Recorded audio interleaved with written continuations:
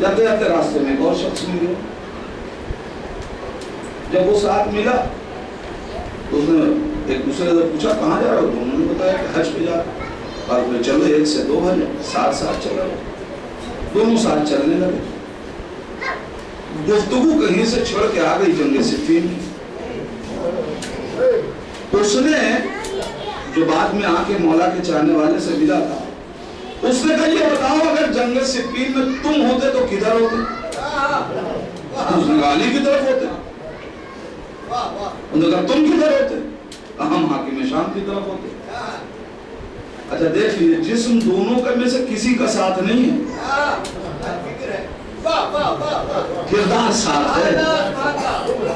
ایک کا حاکم شام کے ساتھ ہے, ایک کا علی کے ساتھ. اگر تم حاکم شام کے ساتھ رہتے تو میں تمہیں قتل کر دیتا. مولا کے چاہنے والے نے کہا اگر تم حاکم شام کے ساتھ ہوتے تو میں تمہیں قتل کر دیتا. اس نے کہا تو پھر ہاتھ کنگن کو عرصی کیا ہے, آؤ یہی وہ ہاتھ ہو گئے. اس نے کہا علی کی محبت اور علی کے لشکر میں, علی کے دفاع میں لڑنا مل رہا ہے, جہاد مل رہا ہے, ہم کیوں پیچھے ہٹے؟ آ جاؤ. جہاد شروع ہو گیا, جنگ شروع ہو گئی. ہم نے رد و بدل ہونے لگے کہ باغی اس کے ہاتھ سے تلوار چھوٹ گئی. یہ زخمی ہو گیا, زمین پہ گر گیا, اور وہ تلوار لے کے اس کے سینے پہ آیا. چاہتا تھا, ان قریب تھا کہ تلوار مار دے, کہ اس کی زبان سے نکلا یا علی. زبان سے یا علی نکلا. زخم اتنے شدید پڑ چکے تھے کہ بے ہوش ہو گیا. اب جو ہوش میں آیا تو کیا دیکھا کہ یہ زندہ ہے, اس کی گردن کٹی پڑی. گھبرا گئے, یہ کیا ہوا کہ ایک بار کی نگاہ پڑی کہ ایک مرد عرب کھڑا ہے. بھائی تو کون؟ کہا جسے بلایا تھا میں علی ابن ابی طالب. اور سن, مولا کائنات نے اس کے جسم کے زخم اچھے کیے, اس کی پیشانی پہ جو زخم لگا تھا زخم اچھا کیا, مگر نشان غائب نہ کیا. اور مولا نے کہا کہ سنو, اب جب تم حج کر کے پلٹنا اور لوگ پیشانی کے زخم کو دیکھ کے پوچھے کہ یہ کیا ہوا, تو کہنا میں صفین میں علی کے لشکر میں جنگ کر رہا تھا, اس وقت یہ نشان میری پیشانی پہ پڑا تھا. مولا نے فرما دیا. اس نے کہا مولا میں تو اس وقت تھا بھی نہیں. اور اب یہاں سے پیغام مولا کا آپ سب کے لیے. مولا فرماتے ہیں سنو, قیامت تک جو کوئی بھی میرا طرفدار ہوگا اور میرے دماغ میں اٹھے گا, وہ میرے لشکر کا حصہ دار ہے. اس کا مطلب کیا ہوا کہ جسم ساتھ ہونا ضروری نہیں ہے, کردار ساتھ ہو. اب سمجھ میں آیا کہ ہم سے کیوں زیارت میں کہلوایا گیا فَيَا لَيْتَنِي كُنْتُ مَعَكُمْ, اے کاش ہم آپ کے ساتھ ہوتے. معصوم نے کہا اگر تم کردار میں کربلا اتارو تو ہمارے ساتھ ہو. صلوات پڑھ دے محمد.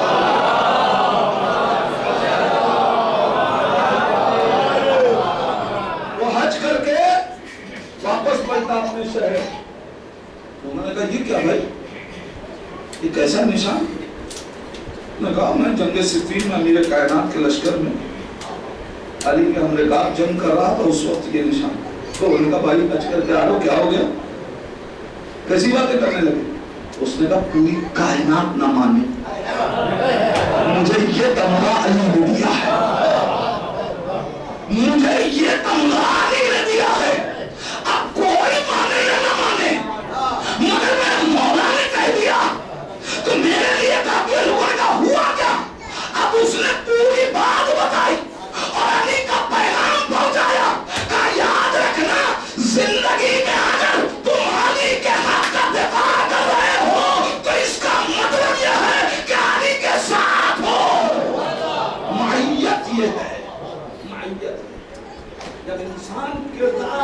اپنے اندر ڈھالے. انشاءاللہ گفتگو کل یہیں سے آگے بڑھاؤں گا کہ کیا ہے اوصاف انصار حسین کے.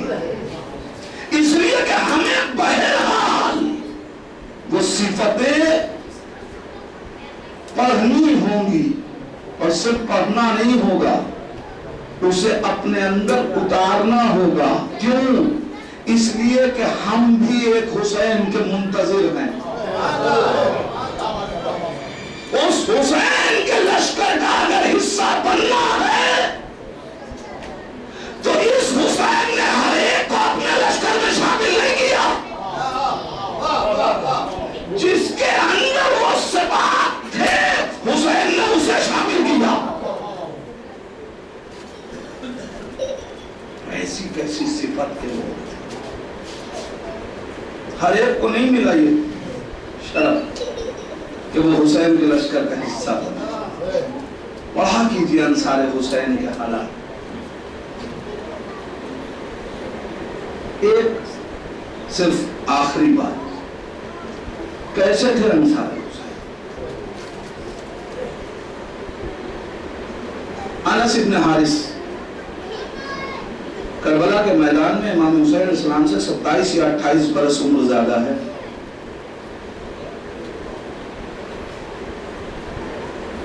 اصحاب صفہ میں سے ہیں.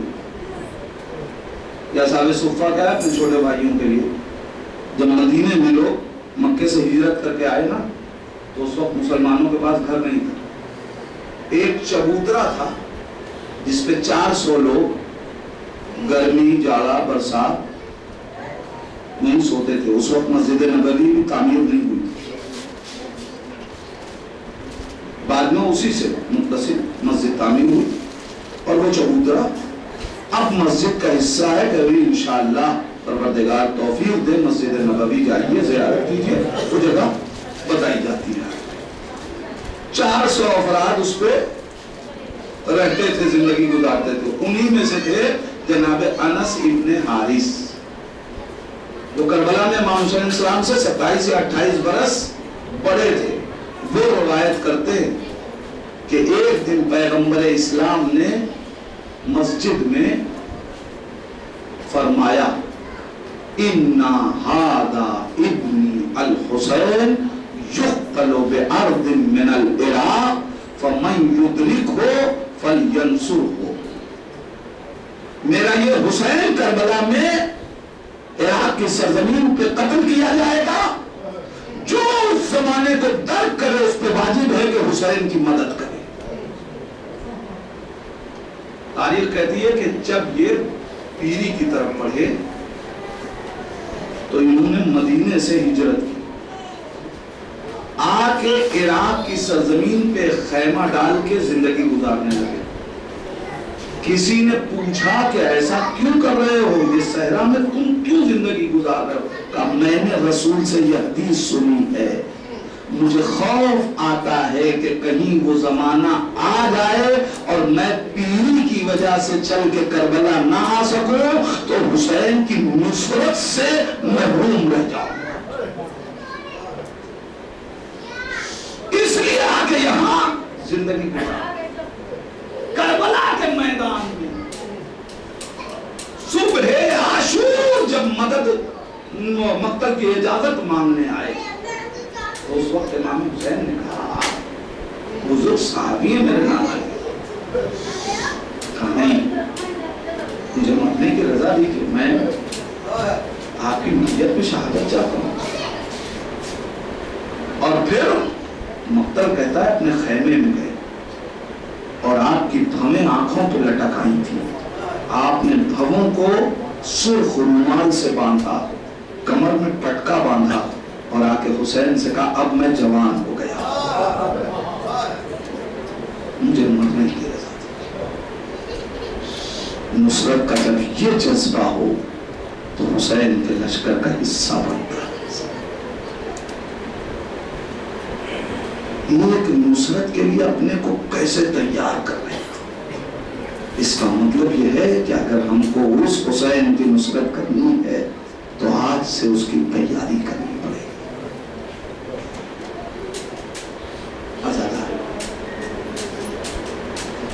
ایک گھر سے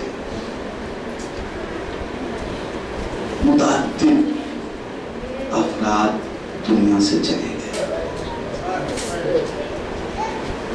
گھر والوں کے لیے بہت سخت ہے.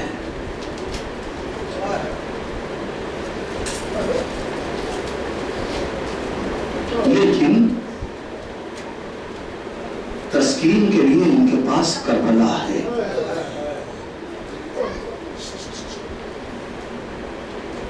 سکون دینے کے لیے کربلا ہے. اس لیے کہ جنازہ اٹھا بھی تو فاصلے سے اٹھا، مگر کربلا میں تو ایک ہی دن میں حسین کا بڑا گھر مقتل میں سو گیا. جزاکم ربکم خیر.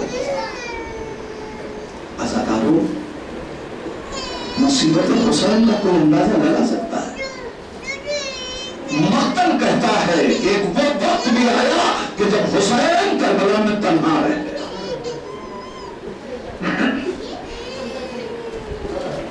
حسین خیمے پہ آئے، در خیمہ پہ، زینب میرا سلام آخر قبول کرو، ام کلثوم میرا سلام آخر قبول کرو، ماں کی کنیز فضا میرا سلام آخر قبول کرو. اے عزاداروں ذرا احساس کیجئے، میں جملے کہہ رہا ہوں، آپ سن رہے ہیں. زینب کے دل سے پوچھئے کہ زینب نے یہ جملہ کیسے سنا ہوگا کہ میرا سلام آخر قبول کرو. آخری سلام حسین بہن کو دے رہے ہیں. زینب سن رہی ہے. زینب کا دل گھبرانے لگا. بھیا زینب کا دل بے چین ہو رہا ہے. مقتل لکھتا ہے کہ حسین کو خیمے سے رخصتی میں بڑی تاخیر لگی. روایت سننے انشاءاللہ کے لیے کافی ہوگی.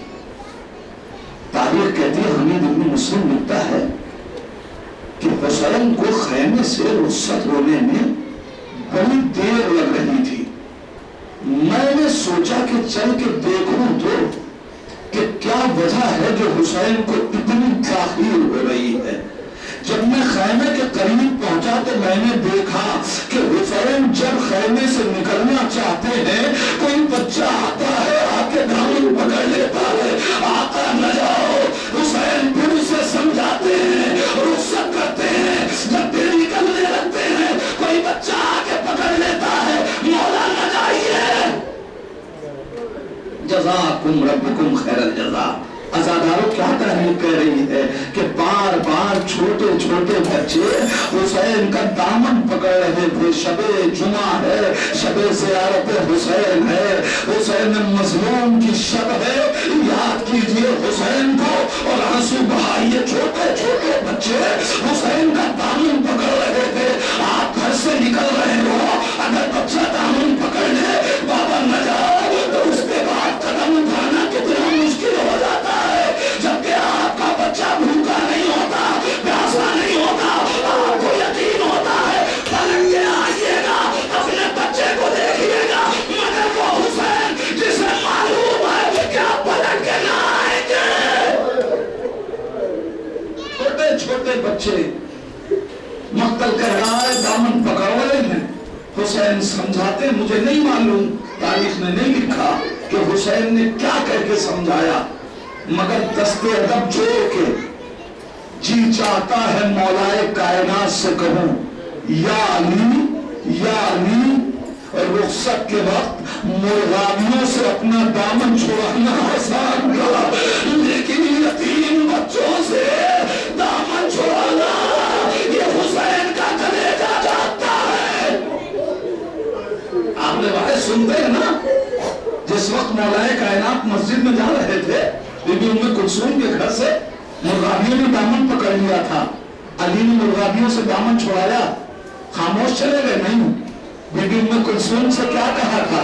بی بی ام کلثوم کو قریب بلا کے کہا، بیٹی یہ بھوکے نہ رہنے پائے، یہ پیاسے نہ رہنے پائے، اے بیٹی ان کو دانا اور پانی دیتی رہنا.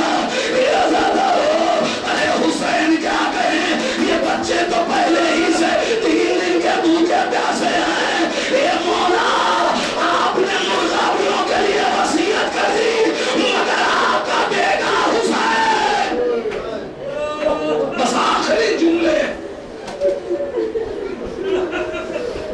کسی کے باپ کسی کی ماں دنیا سے چلی گئی، کچھ یتیم کچھ بھائی بیٹھے ہوئے اپنے بھائیوں کا ماتم کر رہے ہیں، کچھ بچے اپنے بزرگوں کا ماتم کر رہے ہیں۔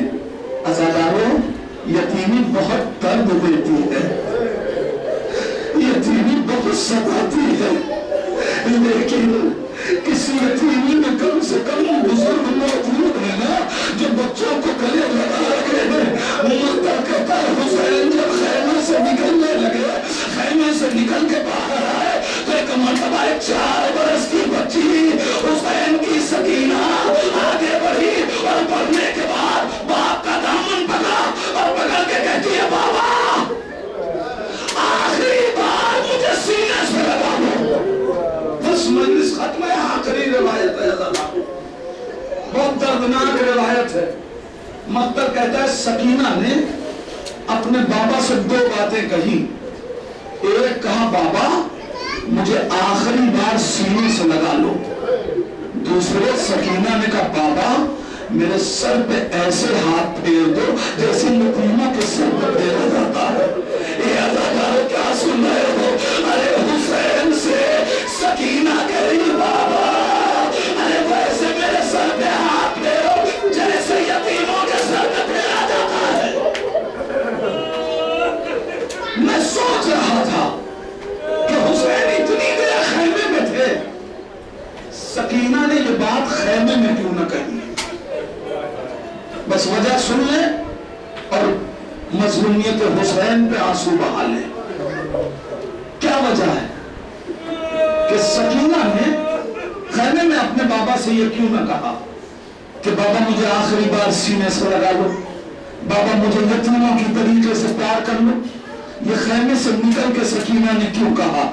جانتے ہو عزادارو، چونکہ عصمت کے گھرانے کی پروردہ بچی ہے، رسول اسلام کی حدیث جانتی ہے، نبی کی حدیث ہے کہ جب سامنے یتیم بچے ہونا تو اپنے بچوں کو پیار نہ کیا کرو، بچوں کو اپنا بابا یاد آتا ہے۔ اے عزادارو، سکینہ خیمے میں کیسے گئے؟ مسلم کی یتیمہ ہے، عباس کا یتیم ہے، ارے سکینہ انتظار کر رہی ہے میرا بابا خیمے سے نکل جائے۔ اے بابا اب تو کوئی یتیم دیکھ نہیں رہا ہے، مجھے اس طریقے سے سینے سے لگاؤ، میرے سر پہ دستے جب کرتے ہو۔ اے سکینہ یہ ہاتھ اپنے بابا کے سر پہ کیوں پھیروا رہی ہو یتیموں کی طریقے سے؟ عجب نہیں سکینہ کہے ارے مسلم کی بیٹی یتیم ہوئی، میرے بابا نے سر پہ دستے جب کر پھیرا، عباس کا بیٹا یتیم ہوا، میرے بابا نے سر پہ دستے جب کر پھیرا، مگر جب میرا بابا کربلا میں مارا جائے گا کوئی تماچے مارے گا، کوئی رخساروں پہ تماچے لگائے گا، کوئی بالیاں چھینے گا، کون ہے جو مجھے گلے سے لگائے؟ بابا تم ہی مجھے یتیموں کی طرح پیار کرو۔ انا للہ و انا الیہ راجعون۔ بلائہ و تسلیما یا الہ، تجھے واسطہ ہے محمد و آل محمد کا، ان آوازوں پر اپنی رحمت نازل کر۔ اے میرے اللہ، اس بزم میں جو یتیم بیٹھے ہیں تجھے سکینہ کی یتیموں کا واسطہ، میرے اللہ ان کی کفالت فرما۔ میرے پروردگار جن مرحومین کے اصال ثواب کی مجلس، میرے اللہ ان کے تمام گناہوں کبیرہ اور صغیرہ کو معاف کر دے، انہیں چوارے سید مظلوم میں جگہ عنایت فرما۔ اے میرے پروردگار تجھے واسطہ ہے محمد و آل محمد کا، جملہ حاضرین کے جتنے مرحومین ہیں یہ مغفرت کی شب ہے، پروردگار ان سب کی مغفرت فرما۔ اے میرے اللہ تجھے واسطہ ہے محمد و آل محمد کا، جن کے والدین اس دنیا میں سلامت ہیں انہیں صحت و سلامتی اور طول عمر عطا فرما، جن کے والدین اس دنیا سے چلے گئے ہیں میرے اللہ انہیں اہل بیت کے جوار میں اعلیٰ مقام عطا فرما۔ میرے پروردگار علماء کرام آیات اعظام کا سایہ ہمارے سروں پہ سلامت رکھ۔ اے میرے اللہ ہم سب کو انصار حسینی کے کردار کو پڑھنے سمجھنے اور اس پہ عمل کرنے کی توفیق عطا فرما۔ اے میرے پروردگار وارث کربلا منتقم خون حسین امام زمانہ کے ظہور میں تعجیل فرما، ان کو ظہور اتنی توفیق دے کہ ہم اپنے امام کو پہچان سکیں، اسی امام کا واسطہ ہم کو ان کے عوام انصار میں شمار فرما۔ ربنا تقبل منا انک انت السمیع الدعاء۔ آپ حضرات سے پھر گزارش ہے ایک بار اور سورہ حمد اور 3 مرتبہ سورہ اخلاص کی تلاوت فرما کر جملہ مرحومین جن کے ایصال ثواب کے لیے مجلس منعقد کی گئی ہے اور اپنے اپنے مرحومین کی روح کو ایصال فرما دیں۔ نام مرحومین کے اس طریقے سے مرحوم حاجی اکبر علی ابن محمد علی کامدار، بنت زہرا مرحومہ بنت سلطان علی، نرگس بانو بنت سلطان علی، مرحوم حاجی ابو الحسن ابن محمد علی کامدار، علی عباس مرحوم ابن شکیل عباس، حاجی شاہد حسن ابن علی اکبر کامدار۔ ان مرحومین کی ارواح کے ساتھ ساتھ اپنے اپنے مرحومین کی ارواح کو ایصال فرمائیں۔